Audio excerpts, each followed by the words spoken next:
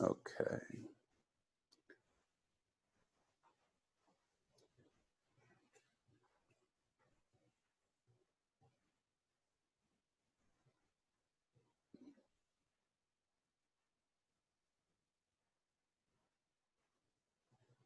All right. Joey, can you just make sure that send me a text that that you can see my slides okay? Because I don't see the. Just want to make sure everything is showing up okay for everyone else before I start talking. Okay, great. So the title of my lecture is Equinus Management for Improved Patient Outcomes. And I think that you'll understand how incorporating proper diagnosis, evaluation, and treatment of Equinus will give you better outcomes for your patient care in practice. My disclosures: I am the inventor of the Equinus Brace, and I'm a principal of IQ Medical that manufactures the Equinus Brace. Jim Amos is a foot and ankle orthopedic surgeon that I've gotten to know really well. He used to be the team physician for the Cincinnati Bengals, and he's written a lot about Equinus, and we've gotten to know each other through our passion for Equinus. And he has this quote from one of his articles we'll be talking more about later. He said, "We are awakening to a new era of understanding of the mechanics and function of the human foot and ankle. And all these things that we think cause foot and ankle pathology really that make up an equation, that it's not an equation, a mix of all these different problems that lead to foot and ankle pathology. That Equinus itself is the equation, and it's the primary mechanical common denominator that leads to most everything that we treat that's biomechanically induced." There are other people who just dispute this, and a lot of it has to do with what I kind of describe as not seeing the forest for the trees, and we'll get into this more. But I've written some articles with Kevin Kirby. I respect him. I think he's a really brilliant guy. But he had this quote in Podiatry Today where he basically said, "Look, I see all these runners, and all of them have Equinus, but none of them have any kind of pathology. They don't have anything wrong with their foot, leg, or ankle. So does that mean that Equinus really isn't so evil after all?" And then there's a article from Jarvis that came out of England that also took, let me go back here. I was trying to look at the messages. That also looked at Equinus and said kind of the same thing that Kirby said. 87% of the people of their cohort had Equinus. None of them had any symptoms, and basically Jarvis and her colleagues said maybe Equinus isn't a pathological entity also, and that it's just a variation in foot alignment. And these two thoughts are, like I said before, not seeing the forest for the trees. And when I hear this, it just makes me want to facepalm myself, because it's not really understanding the bigger picture. Before we talk about why Equinus caused the problems it does, it's important to understand how to properly evaluate it. And there's a lot of confusion with Equinus. Alfred Gadd is a PhD from England, and he's wrote a 300-page thesis on just how to evaluate for Equinus. And this article we'll talk a little more about was a pilot investigation from the foot in 2017. He said this is a really important problem, and it leads to lots of pathologies. We really need to know how to diagnose it so that we can then treat it appropriately. We're all familiar with a silver-skulled examination where we're checking ankle joint dorsiflexion with the knee extended and the knee flexed to differentiate gastroc from gastroc Equinus. But the problem is there are 23 different ways described in the literature to assess ankle joint dorsiflexion. And that leads to confusion. I've been the team podiatrist for the Indiana Pacers for about 28 years. And I think every single player on that team has Equinus, and the trainer thinks 0 of the players has Equinus. And it's, he's not wrong and I'm not wrong. It's just that we're not talking the same language. And that is a big part of what happens with Equinus, and I think a lack of understanding when it comes to Equinus. The ankle joint dorsiflexion angle can differ between 8.5 and 10 degrees depending on the position of the foot, whether it's pronated or supinated. So that's a wide range, particularly for something that we need to narrow down into a more defined definition of what is normal versus abnormal. The historic root method of diagnosing equinus by putting the metatarsal joint in, or putting the subtalar joint in neutral position and locking the metatarsal joint has been shown to have poor inter and intra-rater reliability. So if one of you checked a patient with equinus using root and then I check the same patient, we're not going to get consistent results. And if you check one patient to the next, you're not going to get consistent results with the root's method either. What has been shown to be reliable is supinating the entire foot. When you supinate the entire foot and then dorsiflex the ankle, you limit metatarsal joint range of motion to 2.5 degrees of motion, and that is clinically insignificant. So all the dorsiflexion that is occurring at that point is occurring in the hind foot. So that's a more true measurement of what's going on. So if you look at the picture of the examiner on the top left, that is pronating the foot. That's a complete waste of time. The top right is putting as the root method, subtalar neutral, locking the metatarsal joint, then dorsiflexing, also a waste of time. This is what you have to do. And you can see the examiner's hand. The examiner's inverting or supinating the entire foot, the forefoot and the hind foot, and they're taking the whole foot in supination in dorsiflexion. It's almost like doing clubfoot casting. I treat a lot of pediatrics in my practice. And when you're doing the Ponseti method, you're abducting the foot in supination. And you're supinating the foot. You want to move the foot as a unit. And when you supinate the whole foot and then dorsiflexing, you're isolating the dorsiflexion measurement that is truly just occurring in the hind foot and not the midfoot. I don't know what 2 kilograms of force is, but I go to a firm in range of motion. And I also want the examination to be passive, not active. So if the patient's engaging their anterior tibial tendon, I'll either tap on it and tell them just to relax, or I will press down on it with my index finger as I'm dorsiflexing the foot to try to get them to disengage the anterior tib and make it more of a passive examination instead of an active examination. I really like it when I see multiple authors coming to the same conclusion. And Paul Dayton looked at the best way to try to evaluate ankle joint dorsiflexion or position radiographically and compare that to what we see with clinical examination. And they used the tibio-talar position radiographically. So they measured the tibio-talar angle with the foot in supination in picture A here, the foot in neutral position, which is picture B, and picture C in pronation. And then they measured ankle joint dorsiflexion with the foot supinated, neutral, and pronated.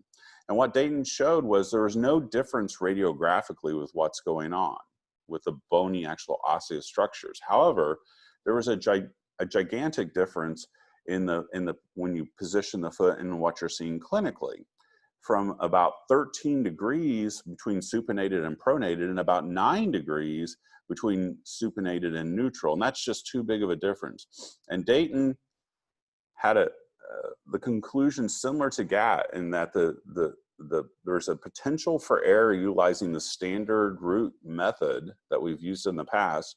And Dayton recommended supinating the foot as a more reliable foot position for measuring clinical ankle joint range of motion and proposed it as it's a potential standard. If you look at some of the other articles that have been written on equinus and you look at more recent articles, you'll see the position of the foot being placed in supination as they're measuring. So here's an article that links equinus and lower extremity injuries in children from HSSJ in 2016. Here's another article from doing gastric recessions to treat metatarsalgia. If you look in pictures B and C, you can see they're supinating the foot as they're dorsiflexing the ankle. So from now on, the proper technique should be supinating the entire foot as you dorsiflex the ankle with the knee extended and knee flex both. So now that we know how to properly evaluate for equinus, we can define equinus. and the question that really that needs to be answered is, what does that static measurement that we take clinically equate to in dynamic function in late mid stance when all the havoc that Equinus causes is occurring? How do those two things interrelate? And that's what GATT looked at. We know that in late mid stance, in order to propulse your body forward over your plantar foot, so to move your body from behind your foot forward over your plantar foot and then your heel coming up off the ground, that takes between 10 and 15 degrees of ankle joint dorsiflexion to move your body forward. If you have a tightness of the gastroaxilleal complex and it's limiting that range of motion, your body still moves forward over your plantar foot because of momentum. So that requires then compensation to occur. Compensation can occur either distally or proximally, and that compensation is what leads to pathology.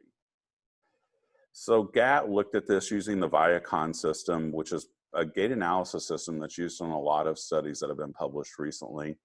And they had two groups. The first group had ankle joint dorsiflexion less than -5 or worse. The next group had -5 to 0 degrees of ankle joint dorsiflexion with the foot fully supinated and the knee extended. What GATT showed is in the group with -5 or less, there was 4.4 degrees of dorsiflexion occurring in late mid stance, and that's clearly nowhere near enough, and that's going to result in compensation.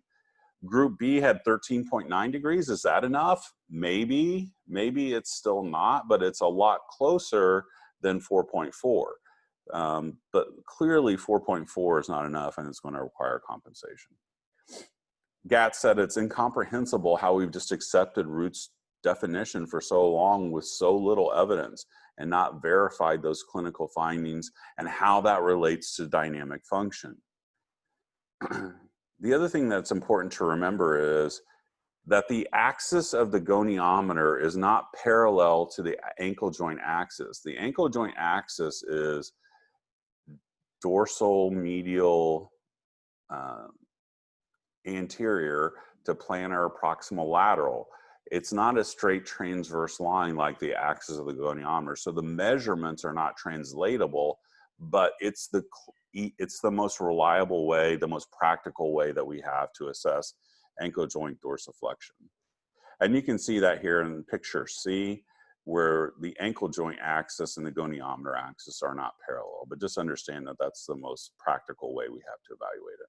So GATT, based on this pilot study, which I hope will be published as a much larger study to really help solidify this definition, recommends using the definition of -5 or less of ankle joint dorsiflexion with the knee extending to define normal versus abnormal. So how frequent is Equinus? Well, Hill wrote the original sort of seminal article on this in 1995, and they looked at a group of new patients that came into their office over a 6-week period of time. They eliminated patients that came in for non-biomechanically related problems, and essentially what Hill discovered was 96.5% of the patients that had a foot or ankle pathology had an associated Equinus deformity. And there are some interesting quotes from this article. First, the podiatric physician should look beyond the specific complaint to diagnose the underlying cause. As I've gotten older, and particularly being in a teaching position and lecturing on a regular basis around the country and around the world, one of the things I try to really impart when I speak, no matter what it's on, whether it's on flat foot surgery or cavus foot surgery or bunion surgery or biomechanics, you have to understand the why. The whats are easy. A bunion is a bunion, but why is that bunion there? A hammer toe is a hammer toe, but why is the hammer toe there? If you can address the whys to the whats, you're going to have more consistent outcomes.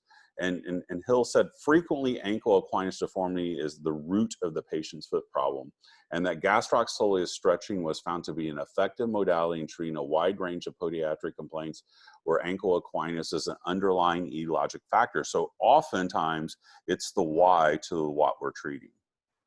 Hill also had some really interesting quotes regarding equinus and orthotics. First, treating the apparent biomechanical problems that have an underlying equinus deformity with a rigid functional orthosis is a major reason for unsuccessful orthotic treatment. And that statement is true. And then he said, equinus patients who receive orthosis as their sole treatment may not be capable of accepting orthotic control. That statement's also true.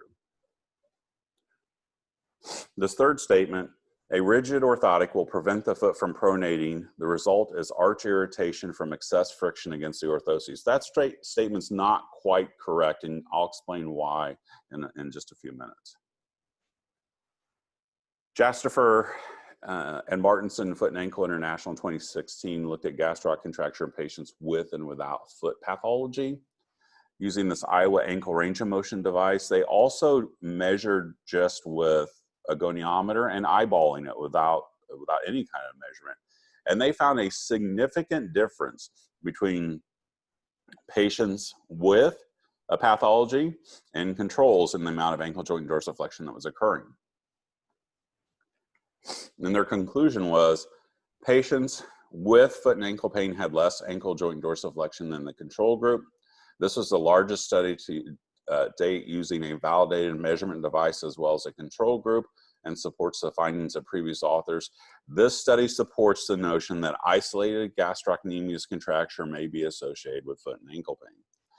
Jastifer also did another research project on equinus more recently and looked at equinus in rheumatoid patients. And they kind of found a similar type result. They showed that rheumatoid patients had higher incidence of gastroc soleal equinus and gastroc equinus compared to controls. And rheumatoid patients, we also know, have a higher incidence of foot pain. And that combination, that correlation between those two, based on that study, they said we need to be treating the equinus deformity in our rheumatoid patients. And we're going to talk a little more about that too when we start talking about treatment. I don't think we pay enough attention to equinus. Root called it the worst foot in the world.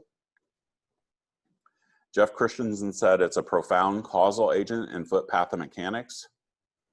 And Hill said it's a primary causal agent. Pierre Baruch is a French orthopedic foot and ankle surgeon, and he was the editor of Foot and Ankle Clinics in North America in 2014, which is a foot and ankle orthopedic quarterly. This issue, the entire issue was on the gastroc. So there's like 10 or 11 chapters all on the gastroc.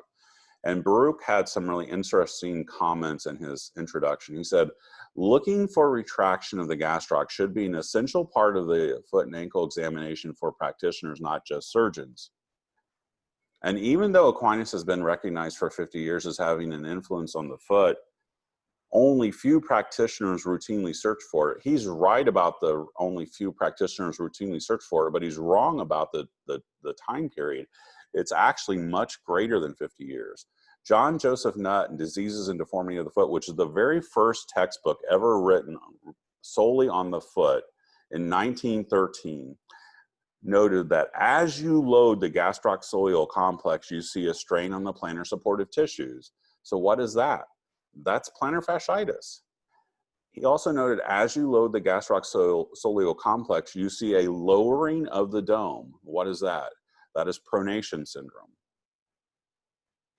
And Baruch said, I hope you will be convinced of the importance of this and will no longer do without. I think a really interesting question is, why do so few children have equinus? And we're talking about biomechanically based equinus, not neurologically based. The kid, I did a flat foot surgery today on a 6-year-old girl, and she had severe flat foot. So I did a gastroc recession, a Evans osteotomy, and a cotton osteotomy, which is what I do frequently in children that have severe deformities. So those types of kids will have equinus, but the majority of children don't. And why? And pretty much all adults have equinus. So what happens between childhood and adulthood where this deformity starts to occur and then starts wreaking havoc on the lower extremity? Well, a lot of it has to do with the law of Davis, that over time, soft tissue contracts to the shortest length possible. First, decreased activity with aging. We're not out running and jumping and fully stretching our calf muscles out to their maximum stretch point. We're sitting at desks or driving in cars, so the calf contracts with time. Secondly, recent changes in activity. If you rupture your Achilles tendon, you're put in a cast with plantar flexion to treat it conservatively, your Achilles tendon is going to heal back tight. That's more of an acute change. Third, athletes and increased activity level. What type of equinus do athletes have, especially running-based sports? They have gastrosoleal equinus more so than gastroc equinus, like the general population, because athletes are always running. Their knees are never fully extended while the ankle joints being dorsiflexed. So if you think of a professional basketball player, all they do is run up and down the court all day long, and they're constantly running. They're constantly causing hypertrophy of the calf muscle, causing tightness, but it's always in this knee bent, ankle joint limited dorsiflexion type of occurrence, and that leads to gastrosoleal equinus. There are some causes not related to the law of Davis. First, physiological changes of the muscle and tendon that occur with aging. We know that we just have less flexibility as we get older due to connective and collagen tissue changes that occur. I'm 55, I'm not as flexible as I was when I was 35. Genetics. Some people are just tighter than other people. Bone muscle growth mismatch. Why is it that 100% of kids with Sever's disease have an underlying equinus? And that's not my opinion. And it's because who gets Sever's disease, if you think about it for a second? It's kids who are going through growth spurts who are active. So the tibia and fibula have been demonstrated to grow faster than the gastrosoleal complex. So these kids go through a growth spurt that throws them into an equinus deformity, which causes a traction apophysitis, and then that leads to their Sever's disease. And then there's reverse evolution, which is a really interesting topic, and I think probably makes the most sense. Between 2 and 3 million years ago, we went from primarily quadrupedal gait to bipedal gait. And for that to occur, the calcaneus had to drop down 70 degrees to get down onto the ground. For the calcaneus to drop down 70 degrees to get down on the ground, the hip flexors, the hamstrings, and the gastrosoleal complex had to lengthen. This occurred later in the evolutionary process. So as we age, those are the first muscles that tighten back up on us. And if you think about it, as you've gotten older, your calf, your hamstrings, your hip flexors, those are the muscles that are always tight. You always have to work on stretching. Amos said, it's been postulated that epidemiologic factors such as obesity, sedentary lifestyle, medical comorbidities, shoe wear, concrete floors, advanced age, female gender, and overuse issues, to name a few, are responsible for a variety of the foot and ankle pathology. Although these factors consistently coexist with a variety of foot and ankle problems and seem to have a causal relationship, and that's an important point, it is my assertion they have little, if any, direct relationship. And to continue, he said, the singular and real association of these epidemiologic factors is a contracture of the gastrocnemius muscle, which is camouflaged in this list. Most every other cause of these foot and ankle problems is likely mediated by contributing to the degree and or rate of an already contracting gastrocnemius. These problems promote gastrocnemius tightness, which in time causes incremental damage to the foot and ankle. And I'm going to repeat that, incremental damage to the foot and ankle.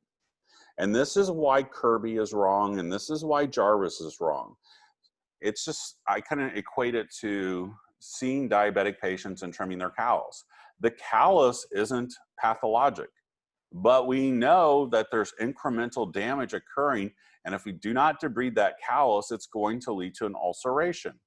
There is abnormal stress and strain occurring with equinus and occurring, and you may see a patient with equinus and they haven't reached the tipping point where they've gone into pathological state, it doesn't mean that the abnormal stress and strain isn't occurring, because it is. All these conditions that are going to pop up on the screen have been linked to Equinus, and I keep a running list. I think I'm up to 225 references. For example, heel spur syndrome and plantar fasciitis, there's at least 50, maybe 60 articles that link the two. And if you're going to treat plantar fasciitis and heel pain and you're not treating the Equinus, you're not fully treating the problem. If you add the treatment of Equinus to your heel pain patients, you'll have more consistent outcomes and better results for your patients. And all these things are the things that we treat every single day. And oftentimes there's an Equinus component to the problem, and that's got to be treated as well as the problem itself. Why does Equinus cause so much problem? Why does it wreak so much havoc on the foot, ankle, and leg? So to understand that, we need to look at the biomechanics of Equinus. Thorson looked at this. First, they took cadavers and they pulled on different tendons to see which things elevated the arch and which things flattened the arch. In the sagittal plane, which was the talo first metatarsal, the primary arch deformer was the Achilles tendon. The primary arch elevator was the windlass mechanism. So as you increase load, it was by far the thing that elevated the arch the most, even more so than all the extrinsic tendons from the leg onto the foot combined. The windlass mechanism elevated the arch more, but clearly the primary arch deformer was the gastroaxilleal complex. And as you loaded the gastroaxilleal complex more and more and more, the arch flattened more and more and more. In the transverse plane, which is a talonavicular alignment, similar findings. The gastroaxilleal complex was the primary deformer, but this is where the posterior tibial tendon becomes more of an arch augmenter. But even with increasing load, the windlass mechanism also elevates the arch too. I have a whole other lecture on plantar fasciitis called "Please Stop Cutting the Plantar Fascia," and I stopped cutting the plantar fascia probably about 8 or 9 years ago for chronic refractory plantar fasciitis. And this article had this statement in there. I'm not sure why it took me so long to figure this out, but the author said, the plantar fascia clearly has an important dynamic function. Dividing this structure should be tempered by this data. Jeff Christensen wrote a series of articles in the late 1990s and early 2000s. They're historic. I think they're really important articles for what we do. They took cadavers and they put sensors on the first metatarsal, the first cuneiform, the naviculum, and the talus, and then they did different things to the cadavers to see what happened. So part one of their study, they pulled on the pronaos longus, and they added increasing load to the pronaos longus to see what happened. So in the frontal plane, as you load the pronaos longus tendon, you see increasing eversion of the first metatarsal, the first cuneiform, and the naviculum. In the transverse plane, there was increased adduction of the first metatarsal and increased abduction of the cuneiform and naviculum. In the sagittal plane, there was increased plantar flexion of the first metatarsal and first cuneiform with reciprocal dorsiflexion of the navicula. And you can see the pronaos longus coming across the plantar aspect of the foot here and inserting to the plantar lateral aspect of the first metatarsal cuneiform joint. And what happens is in late mid stance, when the pronaos longus fires, it everts the medial column of the foot into the central column of the foot to lock the mid-tarsal joint. That's how you go from your foot being a mobile adapter to a rigid lever to propulse forward off of. It also causes a reciprocal supination of the hind foot, again, increasing the lever arm of the foot and stabilizing the foot in late mid stance to propulse off of. When you have a deficit of either the pronaos longus or the plantar fascia, that results in a pathological situation. So part 5 of their study, they did the same thing. They applied increasing load to the gastroaxilleal complex. So as they loaded the Achilles tendon, that frontal plane action of the pronaos longus was dampened. So pronaos longus was not able to evert the medial column of the foot into the central column of the foot, which led to unlocking of the mid-tarsal joint, which led to hypermobility. and specifically arch flattening of the navicular cuneiform joint in the sagittal plane.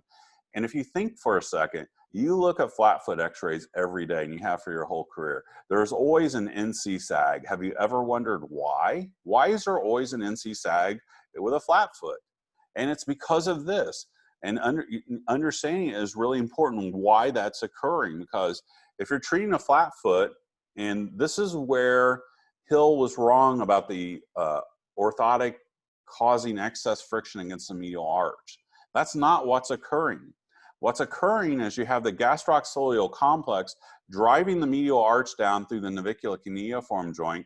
You have an orthotic pushing up, and they're fighting each other, and the foot's the battleground. You did not do a bad cast when you cast the patient for orthotics. Your lab didn't make a bad orthotic. You just have a patient with an untreated superior deformity of the leg onto the foot that hasn't been dealt with, that's driving the arch down, the orthotic trying to push the arch up, and they're fighting each other. If you remove that deforming force of the leg onto the foot first, the foot can then accept the control that it needs via the orthotic. And I came to this conclusion kind of by accident also in my practice, because I do see a lot of peds, and I think kids are pretty bad historians. So I don't do surgery by any means in all the pediatric patients I see with flat feet. So if I was treating a kid with flat foot and I made orthotics for them, I was seeing the patients and their parents come back a month later, and everybody was kind of in the room with, like, you know, frowns on their face and seemed very unhappy. And the parents are mad because their kid won't wear the orthotic. They've spent money on it. They're worried about their kid's foot. The kid doesn't want to wear the orthotic because all they know is it hurts their foot. And I realized what was going on. And then I started telling the parents, look, this is a two-step process. We're going to stretch your child first. Once they're stretched, then we're going to go into the orthotic, and then their foot can accept the control that it needs. And it eliminated all that problem. It was never that the arch was too high on the orthotic. It was that I had an untreated superior deformity that was influencing the foot that I just never had treated. So specifically, you see plantar flexion of the talus and navicular, and dorsiflexion of the first cuneiform and first metatarsal. Jeff Christensen also said this, and this sort of refutes what Kirby was saying and what Jarvis was saying. In clinical practice, the early destructive influence of Equinus is often not appreciated. Instead, we are usually faced with the end results of Equinus effects. We know as healthcare professionals that preventing a problem is way more efficient and provides better outcomes than treating a problem. We also know that if we have a problem, it's much easier to deal with it sooner rather than later. So this is the whole concept of this incremental damage and catching it even before it becomes a pathological state. This is a video, this is a sagittal plane. Watch the NC joint here. The normal's on top, Equinus is on the bottom. Watch how the NC joint goes downward as ankle joint is being limited in dorsiflexion, and the body's going to move over the top of the foot prior to heel off because of momentum. Here's a coronal view or an axial view of the heel, and you'll see how the heel goes into valgus as the medial column goes downward through the NC joint, just like Christensen said. This video is from Paul Shearer, and it's on YouTube. I found that Paul Shearer was a brilliant biomechanist. He passed away recently. And here's a frontal plane view of the foot. Watch how the first ray goes up and into valgus as the medial column goes down.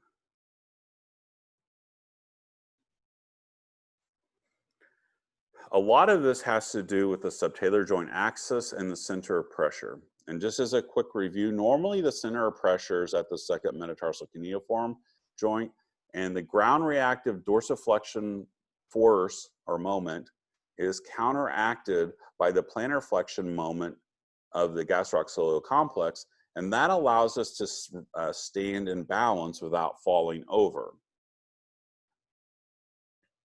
With Equinus, the center of pressure moves distally and laterally, somewhere between the second and third metatarsal metaphyseal diaphyseal junction. So now that center of pressure is farther away from the subtalar joint axis.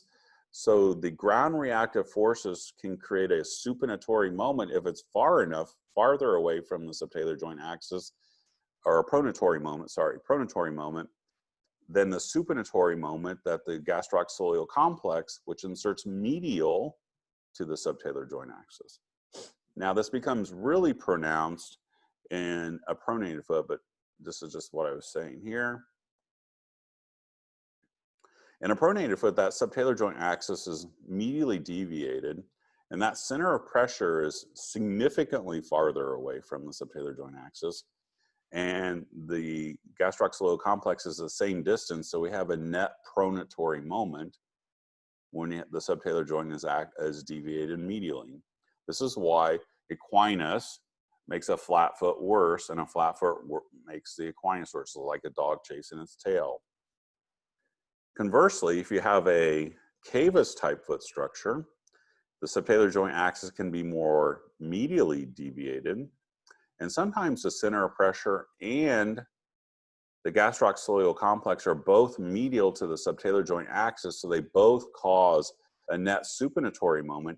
And this is how you can see cavus feet get worse with time that are non-neurologically based. We know that CMT patients with cavus feet, their arches get worse, but that's neurologically based. I'm talking about non-neurologically based cavus feet getting worse, and it has to do with the relationship of the center of pressure and the subtalar joint axis. If that center of pressure now becomes a supinatory moment in addition to the supinatory moment of the gastroaxilleal complex, that's going to cause the arch to get worse with time.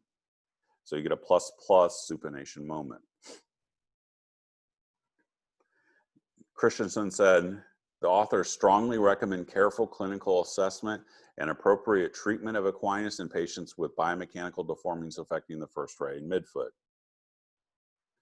Speaking of first ray and midfoot, we know that as you load the gastroaxilleal complex, like I mentioned earlier, the center of pressure moves anterior and lateral.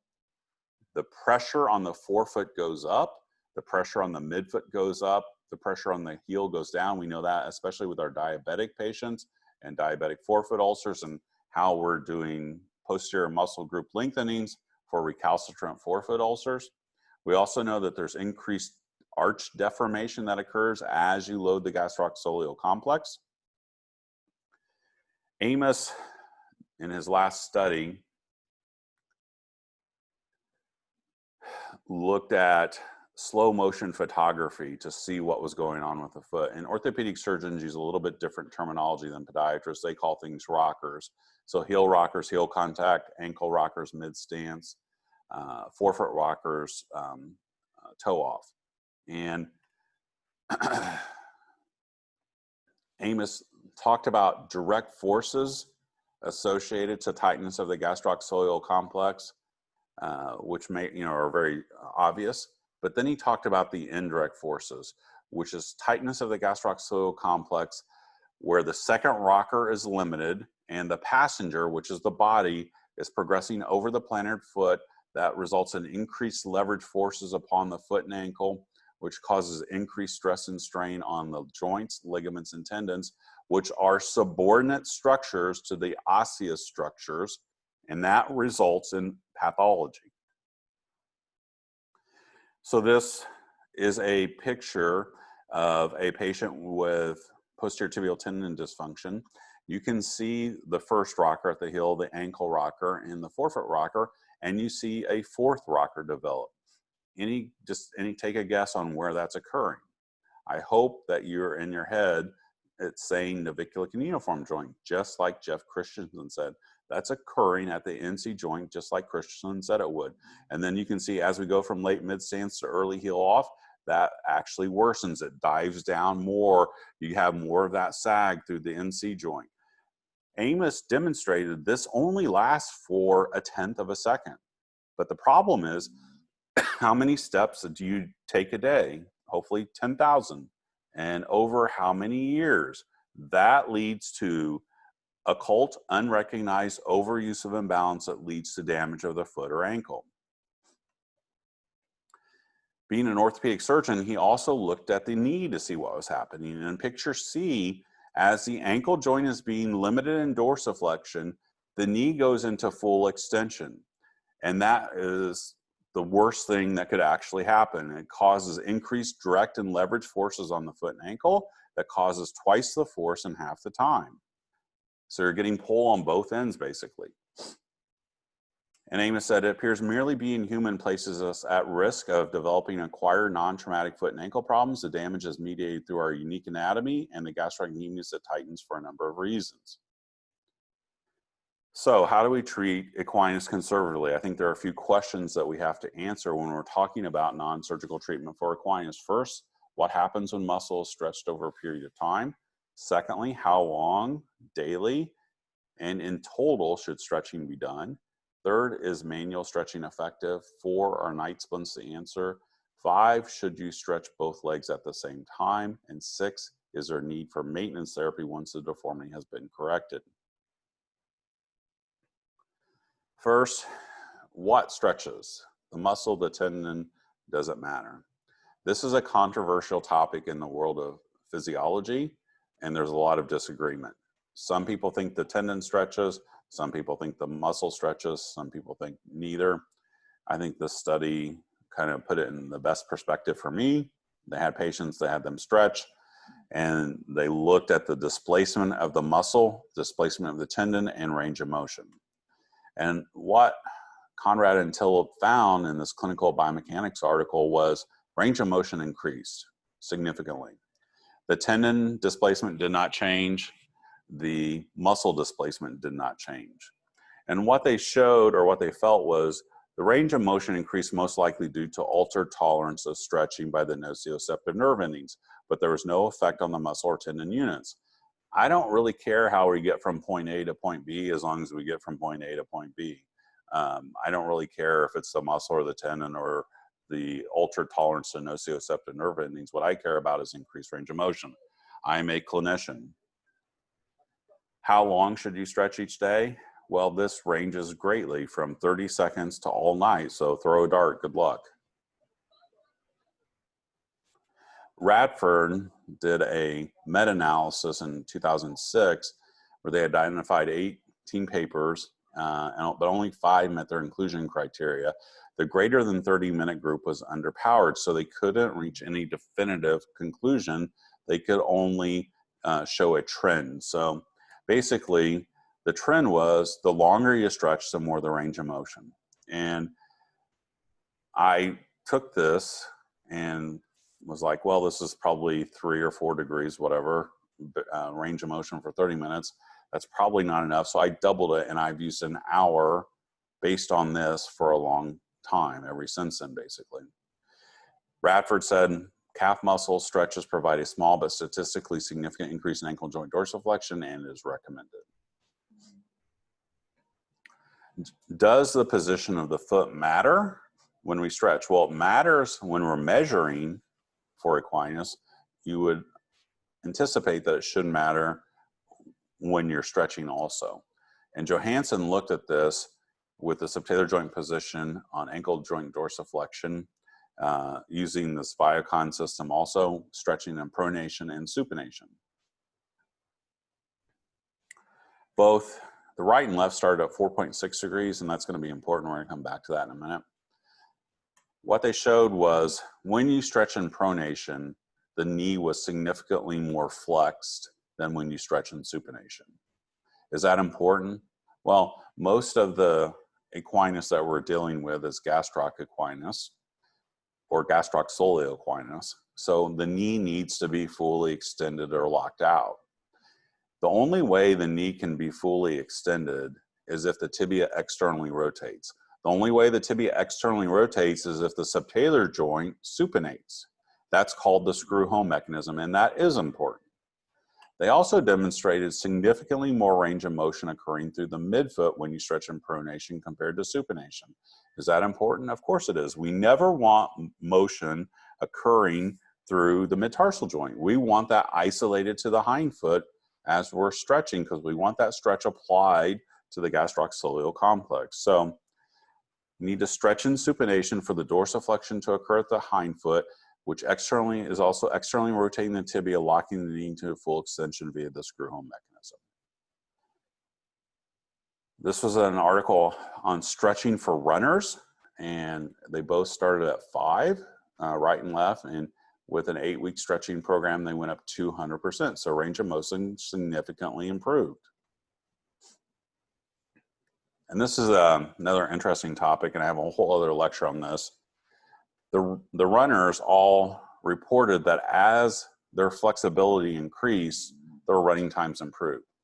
And this is a big misunderstanding within the sports world, that people think that static stretching reduces performance or explosiveness. So if LeBron James does static stretching right before he plays, he's not going to be able to jump as high or run as fast. Is that true? Well, it's partially true. Part of this is a little bit confusion on terminology. Static stretching done for too long right before performance does in fact reduce explosiveness. That's why if you go to a professional sporting event, you'll see the athletes doing dynamic warm-up. You can do static stretching if you keep it under 30 seconds per muscle group, that's fine, but you'll see the majority of the time they're doing dynamic warm-ups. Static stretching not related to performance, so if you stretch any other time except for right before you perform, has actually been shown to cause muscle hypertrophy, which leads to increased performance of 3 to 4%. And that doesn't sound like a lot, but if you're a sprinter or an elite athlete, elite tennis player, elite basketball player, elite soccer player, 3 or 4% difference improvement can make all the difference in the world.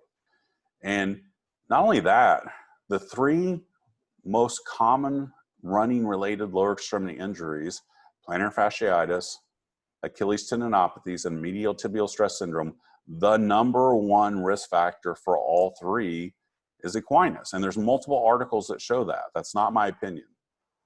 If, in fact, static stretching would reduce the #1 risk factor for the injuries for the 3 most common running related injuries and improve performance, why isn't everybody doing it? It's because they don't understand it. And that's something that I'm trying to educate those people who take care of athletes and train athletes about, because it just doesn't make sense to me. Does the runner stretch work? Well, it's fine, but the problem is it's just a compliance issue. Let's just say it's 30 minutes per day. It's 30 minutes per day per leg. And a lot of articles say it takes at least 6 weeks to stretch out the gastroaxillary complex. I think it takes more like 8 to 12. So it's 30 minutes per day per leg for 8 to 12 weeks. Make sure you don't bend at the hip too much. Make sure your back knee doesn't bend. Make sure your back heel doesn't come up off the ground. Make sure that you stretch in supination, not in pronation. Good luck. I mean, I can't get my patients who are going to lose their legs because they have a diabetic forefoot ulcer to wear an offloading boot to get the pressure off their forefoot. To expect somebody to stretch 30 minutes per day per leg for 8 to 12 weeks and do it correctly, it's just not really feasible. I just don't think it's very practical. What about night splints? The problem with night splints is you have to sleep on your side with your knee bent. If you're sleeping on your side with your knee bent, they're doing absolutely nothing except for waking the patient up at 2 or 3 in the morning. And that's how I came up with the idea for the Equinus Brace. Because I was wearing a night splint, I had posterior tib tendinitis, trying to run to lose weight. I was losing weight, I didn't want to stop running. So I'd worn orthotics, I'd taken oral steroids, done everything I could. I'm like, fine, I'll use a night splint. I was wearing a night splint. I woke up at 2 in the morning. I looked down, my knee's bent. I'm sleeping on my side like pretty much every adult does. And pretty much you have to when you have a night splint on. And my knee was bent. I was like, this is doing nothing. This is a complete waste of time. And it's waking me up at 2 in the morning. This has to go above the knee. And that's how I came up with the idea for the Equinus Brace. You can say, well, fine, I'll use a night splint and I'll have my patients keep their knee straight. Well, they're going to do this on the left, which is obviously not helpful at all. Or they're going to try to be compliant like they are here on the right. The problem is your knee has a natural state of flexion, and it's uncomfortable to dorsiflex your ankle and maintain your knee into full extension. You have to be forced to do that. This is better than this, but it's still not good enough. Dorsal night splints are worse For all those same reasons, additionally, they allow the forefoot to plantar flex relative to the rear foot. So particularly in plantar fasciitis, it's been shown that stretching the plantar fascia and the gastrococceleal complex is better. So getting some stretch on the plantar fascia is important. So these are just, they're useless in my mind. So ideally, we use a brace that goes above the knee to lock the knee into full extension, number one. Number two, we as podiatrists measure everything, yet we give patients night splints and we tell them to pull as hard as they can. Good luck. Well, we're overstretching them. We're causing a whole other set of problems. It would be nice to have some sort of control over our treatment based on patient's examination. So hinges at the ankle joint to allow for control of dorsiflexion. Number three, stretching and supination, engaging the windlass mechanism by dorsiflexing the hallux to supinate the subtalar joint so the dorsiflexion is occurring primarily at the hindfoot, not the midfoot, also helping to externally rotate the tibia, allowing for full knee extension via the screw home mechanism. And this does exist in the Equinus Brace, and just a couple things about it real quickly. First, there's an adjustable extension in the back that allows this to slide up, so the knee, this goes above the knee. So the knee goes between these two straps at the top. There are hinges at 90, 10, and 20 degrees dorsiflexion. I keep patients at each setting for 1 month, and then I adjust them monthly. And I check their measurement to make sure they're stretched where they should be. And then third, there's a 60-degree wedge that goes under the hallux. This is Velcroed onto the footbed. So there's no right or left, so you can just move it to either side. And this helps to engage the windlass mechanism, to supinate the subtalar joint, to externally rotate the tibia, applying a stretch to the plantar fascia, and also to help to lock the knee into full extension. The plantar fascia, 28% of the plantar fascia goes to the hallux because of the fulcrum of the sesamoids. It's the by far biggest slip. And it's been shown just dorsiflexing the hallux by itself is enough to engage the full windlass mechanism. So let's say you have a patient with right heel pain. Do you stretch both sides? Well, do you make one orthotic or two? Secondly, if we look at the pennation angles of the muscles of the lower extremity, they're always the same right to left. They're always the same. The anterior tib, lateral, medial gastroc, and soleus. And if we look at some of the other studies, Macklin's study, they both right and left started at 5. Johansson's study, both started at 4.6. I have a paper in the process of being published in JAPMA, the Journal of American Podiatric Medicine, where I looked at the bilaterality of Equinus, and it's always the same right and left, unless there's a reason for it not to be the same. So if you have that patient with right heel pain, and you're only stretching the right side, what is happening? What are you creating? You're creating a functional limb length inequality, and you're going to cause back and hip problems. Stretch both sides simultaneously. So what I do in my practice, I'll give the patients 2 braces, one for the right, one for the left. They wear them for 1 hour per day, stretching both legs at the same time. And if you think that a patient's going to wear a brace on their right leg, their symptomatic side for an hour, and then put it on their left side for an hour, that's not going to happen. That will not happen. You're better served. And I get very little pushback on this with my patients when I explain why they have to. They know they have 2 legs and they are basically the same, so they need 2. They need to stretch both sides. This is that orthotic Equinus where I was talking about. You can see the NC sag here, and you can see how the calf is driving the foot down through the NC joint, and how the orthotic is supporting the arch medially, and they're going to fight each other. So if you stretch your patients first and then go into your orthotic, the foot can accept the control of the orthotic that it needs. And especially for peds, but certain pathologies like posterior tib dysfunction, like I'm going to be calming that down. I'll immobilize the patient. I'll try to get it calmed down first. And then if I'm going to go into a really aggressive, like a Blake inverted orthotic or a Mueller TPD device, you know, they're going to have a really bad Equinus. As I'm calming it down, I'm going to start stretching them right away too. So that when they're ready to go into their orthotic, that deforming force of the leg onto the foot has been removed. Now the foot can really take the control that it very severely needs. Shoe drop's also important. A lot of people are able to wear tennis shoes throughout the day at work. Like I wear scrubs, so I wear tennis shoes. And shoe drops is just the difference in the heel height and the forefoot height. Some companies get it, some don't. A lot of companies have shoe drops of like 14 to 16 millimeters. I think that's too high. If you're stretching somebody for an hour a day and they're wearing a 16 millimeter drop shoe, that's fighting your treatment. So I try to get patients in what I call a mid-range drop shoe. So a 4 to 8 millimeter drop shoe initially. And like women who are professionals and have to wear dress shoes, try to get them to wear a lower heel. You really should not take a patient that has an untreated equinus and put them into a zero drop shoe. You're going to overload the Achilles tendon and cause either Achilles tendonitis or cause metatarsalgia. So stretch them first, and then if you want to go into a zero drop shoe or flat, fine. But I try to start them in a mid-range drop shoe so it's not fighting my treatment of their equinus. So my conservative equinus management recommendations are 1 hour per day seated upright to also stretch the hamstrings. Hamstring tightness has been related to plantar fasciitis in 4 or 5 articles. And we talked about the reverse evolution and how the hamstrings and the gastroaxilleal complex and hip flexors are the first muscles that tighten up on us as we age. So keeping those stretched is really important. I stretch both legs at the same time. If there's equinus, which most of the time there is on both. I check them monthly until they're a +5, and then I employ maintenance therapy. There are 3 questions I jokingly ask my residents and students when they're with me when we're talking about equinus.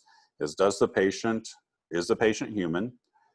Is the patient getting older? And does the patient walk upright? If the answer to any or all three of those are yes, then they need maintenance therapy because they're going to tighten back up. That's just the anatomy of the calf. And that's the process of aging. And that's the process of walking upright. So maintenance therapy for me is 2 nights per week for 1 hour for most people. I have found that anecdotally to be adequate to keep people stretched out. It's much easier to keep somebody stretched than it is to get somebody stretched. But if you stop therapy, they will tighten back up. That is for sure going to happen. Even in surgery, and it doesn't matter how you lengthen the posterior muscle complex, whether it's a TAL, gastric recession, either at the proximal or intramuscular or at the aponeurotic level, there's a 20 to 30% recurrence rate. So after I do a surgical lengthening, I will put patients on maintenance therapy with the brace to maintain the correction that I achieved surgically. There are 3 or so groups of patients that require a higher level of maintenance therapy. One is athletes. So if you have somebody that's a serious athlete, I usually will go every other night with them on maintenance therapy.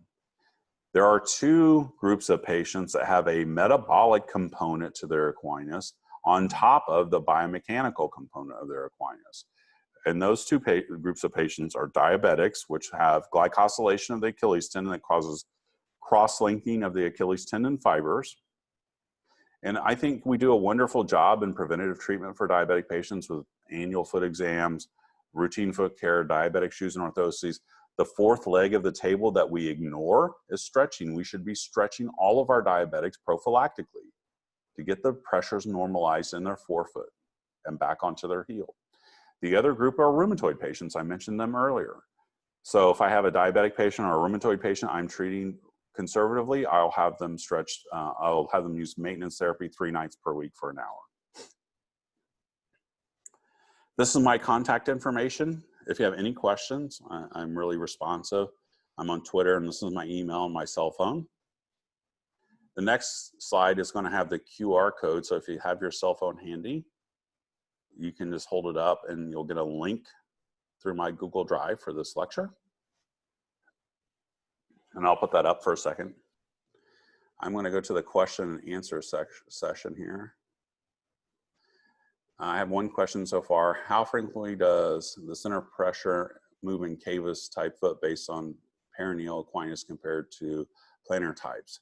I'm going to answer this question live. I think it's much less common in cavus feet for the center of pressure to move that far lateral. So it's not as frequent as when it's way more medially deviated in a pronated foot type. So that's a lot more common in the pronated foot type.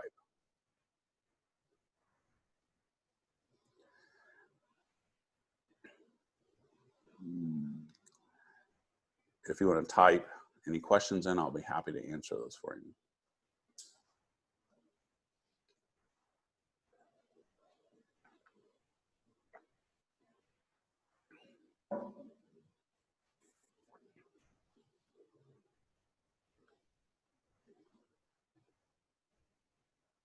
Also, Jake wanted me to remind you that anyone wanting attendance certificates, please email jake@brigitte.com.au and allow for a few weeks to receive a response. Again, it's jake@brigitte, BRIGGATE.com.au.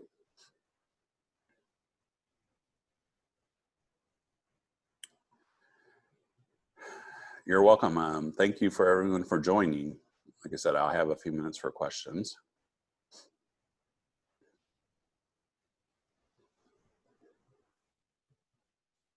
And this will be recorded. I'll get it to Jake one way or another, and he will be sending out a link to the recording of this as well.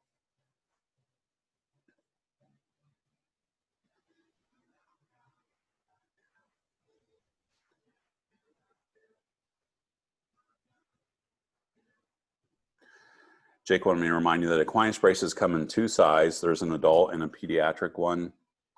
They're both $175 each. You're very welcome. I appreciate the feedback on the lecture. The retail price, Jake is telling me, is $175.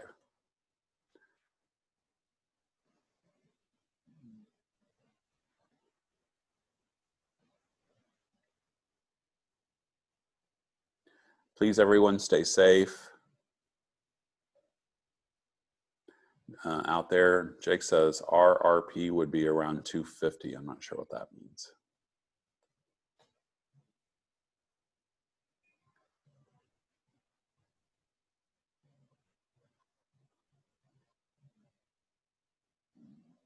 No, recommended retail price. We have to deal with insurance here, so.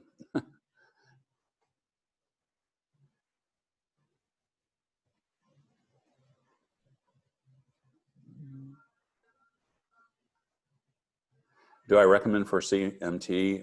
Yes, I do a fair amount of CMT surgery on patients, and I actually don't think a lot of patients with cavus feet have Equinus. Sometimes they do. Cavus foot and Equinus is a tricky subject because of it's more pseudo Equinus, but oftentimes CMT patients do have Equinus. So a lot of times I'll do like a subtalar arthrodesis and a gastroc recession. I do a Baumann primarily. And then like a DFWO and straighten any toes out. That's the approach I'll take surgically for CMT patients. So a lot of times because of the neurological component, they do have an underlying Equinus.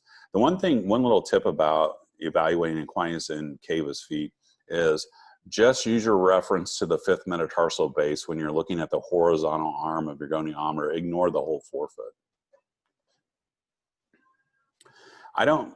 The brace is static stretching, so I don't think that patients need to do additional static stretching besides the brace. The brace is static stretching.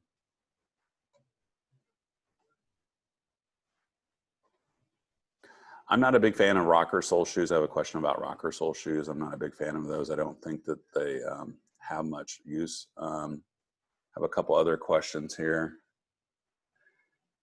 I answered that one. I think particularly strengthening of the pronatus longus is helpful in cavus feet patients, especially in CMT patients. A question about strengthening the pronatus longus.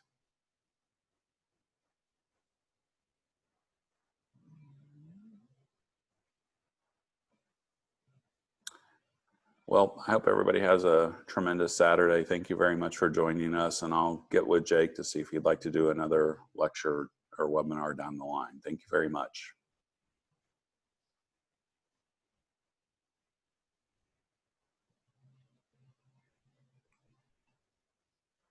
Just want to make sure I did not miss any questions here.